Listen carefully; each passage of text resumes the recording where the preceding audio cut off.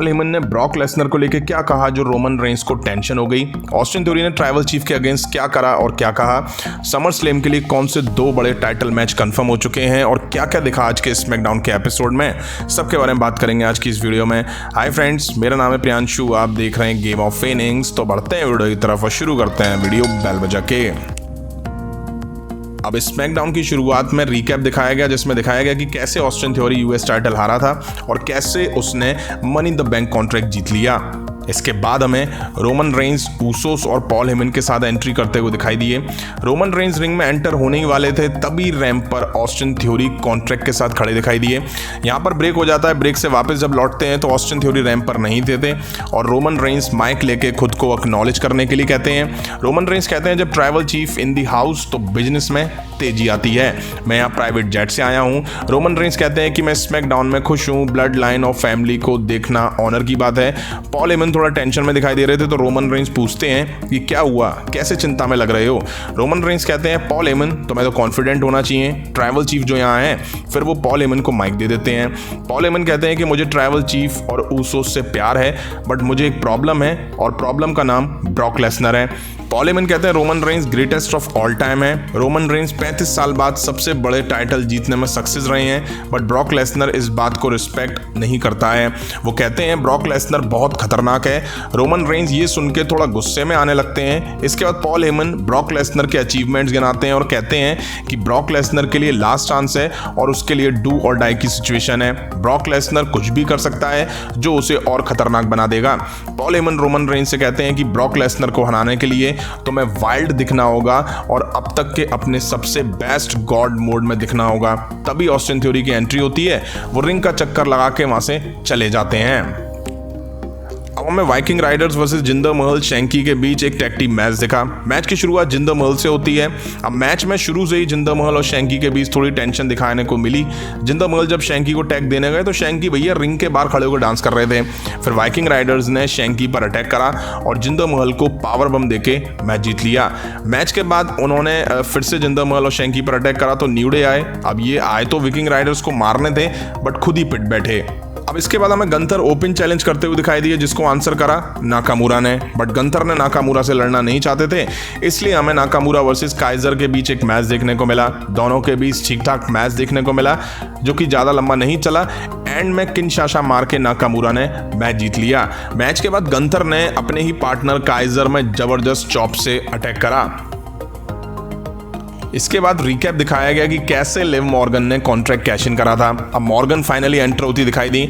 Michael Cole Morgan का interview लेने खड़े हुए थे। वो पहला क्वेश्चन पूछते हैं तो क्राउड यू डिजर्व इट के चैंट्स लगाना शुरू कर देता है। माइकल कोल कहते हैं तुम्हें रोंडा रॉजी को हराया, लेकिन रोंडा रॉजी को नटालिया के खिलाफ मैच में चोट लगी हुई थी। वो कहते हैं कि रोंडा रॉजी रीमैच की तलाश में होंगी शायद समर स्लैम के बाद। मॉर्गन कहती हैं कि मैं रोंडा रॉजी के लिए पूरी तरह से रेडी हूँ। माइकल कोल ने पूछा स्मैकडाउन चैंपियन होने का क्या मतलब है। मॉर्गन कहती कि इसका मतलब सब कुछ है और फिर वो जॉन सीना को याद करते हुए कहती हैं नेवर गिव अप। तभी एंट्री होती है नटालिया की। वो आके लिव मॉर्गन की जीत का क्रेडिट खुद लेती हैं और कहती हैं मैंने रोंडा रॉजी को इंजर्ड करा था और रीमैच की वो अब डिमांड कर देती हैं। अब यहाँ रोंडा रॉजी की एंट्री होती है। वो आके लिव मॉर्गन को बधाई देती हैं और कहती हैं कि मैं समर स्लैम में तुम्हारे अगेंस्ट आ रही हूँ। फिर उन्होंने कहा कि टाइटल के लिए चैलेंज करना उसको डिफेंड करने से कहीं ज़्यादा आसान है। रोंडा रॉजी इसके बाद कहती हैं कि मैं अभी अपने इन रिंग गियर में नहीं हूँ, बट मैं फिर से नटालिया का बुरा हाल कर दूंगी। तभी नटालिया रोंडा रॉजी पर अटैक करती हैं और लिव मॉर्गन नटालिया को रिंग से बाहर फेंक देती हैं। इसके बाद हमें रोंडा रॉजी वर्सेस नटालिया के बीच एक मैच देखने को मिला। मैच के शुरू से ही रोंडा रॉजी नटालिया को बुरी तरह पनिश करना शुरू कर देती हैं। रिंग के बाहर एप्रिन पर तबियत से नटालिया में मार देती हैं। मैच ज़्यादा लंबा नहीं चला इनके बीच और रोंडा रॉजी ने नटालिया को एंकल लॉक लगा के टैप आउट करवाया और मैच जीत लिया।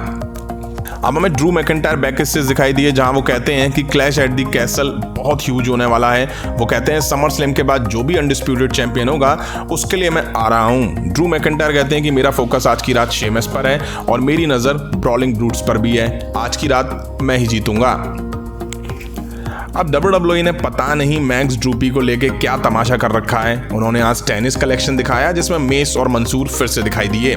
अब बैक स्टेज ऑस्टिन थ्योरी एक इंटरव्यू में दिखाई दिए जहां वो कहते हैं कि मैंने आज की रात ट्राइबल चीफ को मैसेज भेज दिया है, बट ब्रॉक लेसनर ने जिस तरह से मुझे ट्रीट करा था उस वजह से मैं ब्रॉक लेसनर पे कैश इन करना पसंद करूंगा।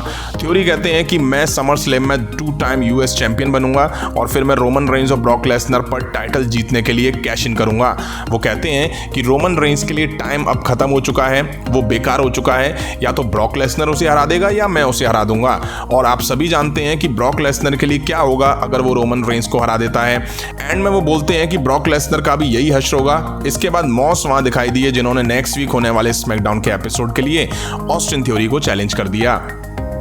अब हमें Aliyah, Lacey Evans versus Shotzi Shayna Baszler के बीच मैच दिखना था। लेसी ईवान 3 बार एंट्री करती हैं, क्राउड से जैसा उन्हें रिस्पांस मिल रहा था उस वजह से वो खुश नहीं थी। 3 बार एंट्री इसलिए करी, उन्हें लगा शायद अब सही हो जाएगा।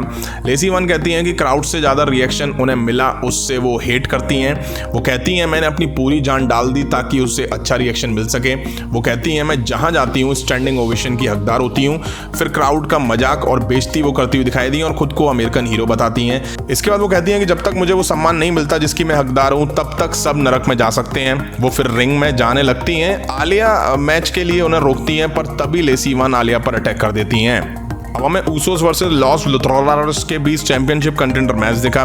मैच के शुरू में लॉस अच्छा काम कर रहे थे, ऊसोस पे कंट्रोल बना लेते हैं। हालांकि ऊसोस फाइट बैक करते हैं और अच्छे से लॉस लुथारिस को खर्चा पानी देते हैं। ये मैच भी ज़्यादा लंबा नहीं चला और एंड में ऊसोस ने 1D देके मैच जीत लिया था मेन इवेंट मैच का, जिसमें हमें शेमेस वर्सेस ड्रू मैकिंटायर के बीच चैंपियनशिप कंटेंडर मैच दिखना था। जो जीतेगा वो क्लैश एट दी कैसल में अनडिस्प्यूटेड चैंपियन को फेस करेगा। लेकिन शेमेस आगे कहते हैं मैं बेटर फील नहीं कर रहा हूं और मैं मैच लड़ने से मना कर देते हैं। फिर ड्रू मैकिंटायर वर्सेस बुच के बीच हमें एक मैच देखने को मिला। ये मैच भी ज़्यादा देर नहीं दिखा। बुच ने कुछ मौकों पर अच्छी कोशिश करी ड्रू मैकिंटायर के अगेंस्ट, बट ड्रू मैकिंटायर ने एंड में क्लेमोर लगा के मैच जीत लिया। मैच के बाद होलैंड ने ड्रू मैकिंटायर पर अटैक की कोशिश करी बट उनमें भी मार पड़ती दिखाई दी। फिर शेमेस ने रिंग में अंदर आने की कोशिश करी तो ड्रू मैकिंटायर ने तलवार चलाई और रिंग की रोप भी कट गई। यहीं आज स्मैकडाउन का एपिसोड एंड हुआ।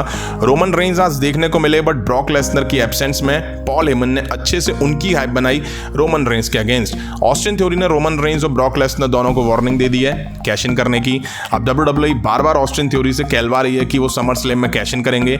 अगर वाकई ऐसा होने वाला है तो देखना इंटरेस्टिंग ये होगा कि क्या दिखेगा समर स्लैम में इन दोनों सुपरस्टार के बीच जब ऑस्टिन थ्योरी कैश इन करेंगे। वहीं आज काफ़ी मैचेस देखने को मिले बट शायद WWE ने केवल टाइम काटने के लिए ये मैच करवाए, क्योंकि किसी मैच को प्रॉपर टाइम नहीं दिया गया। ज़्यादातर मैचेस छोटे दिखाई दिए। फिर चाहे वो रोंडा राउजी वर्सेस नटालिया के बीच हो, फिर चाहे वो काइजर वर्सेस नाकामुरा के बीच हो, फिर चाहे वो ऊसोस वर्सेस लॉस लुथारिस के बीच हो, सब मैच काफ़ी छोटे थे। खैर अभी समर स्लैम निकला नहीं है और WWE clash at the castle की हाइप बनाने में लग गई है और अनडिस्प्यूटेड चैंपियन के खिलाफ ये भी तय है कि शायद ड्रू मैकिंटायर वहाँ मैच लड़ते हुए दिखाई देंगे। समर स्लैम के लिए 2 बड़े मैच अनाउंस हो चुके हैं। पहला ऊसोस वर्सेस स्ट्रीट प्रॉफिट्स के बीच जिसमें शायद कोई स्पेशल गेस्ट रेफरी होगा।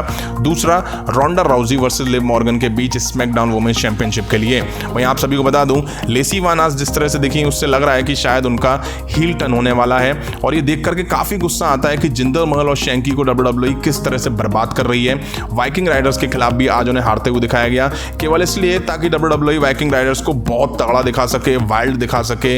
लेकिन मुझे लगता है कि वाइकिंग राइडर्स को WWE कैसा भी दिखा ले उस टीम में दम नहीं है, उस टीम में वो पर्सोना नहीं है कि फैंस पर वो एक छाप छोड़ सके। वो पहले बेबी फेस टीम थे ना, तब भी तो कुछ ज़्यादा फायदा उन्हें हुआ नहीं। अब हील बनकर आए तब भी मुझे नहीं लगता है कि वो ज़्यादा कुछ WWE में कर पाएंगे। WWE खुद ही उनकी हाइप बना रही है और एक टाइम आएगा जब खुद ही उनकी हवा निकाल देगी। अब शो आपको कैसा लगा वो कमेंट करके जरूर बताइएगा। अभी की वीडियो में इतना ही। पसंद आए तो लाइक और शेयर करें। उस तरह के इंटरेस्टिंग अपडेट्स के लिए चैनल को सब्सक्राइब करें, बेल आइकन को प्रेस करें। मिलता हूँ नेक्स्ट वीडियो में। Thank you.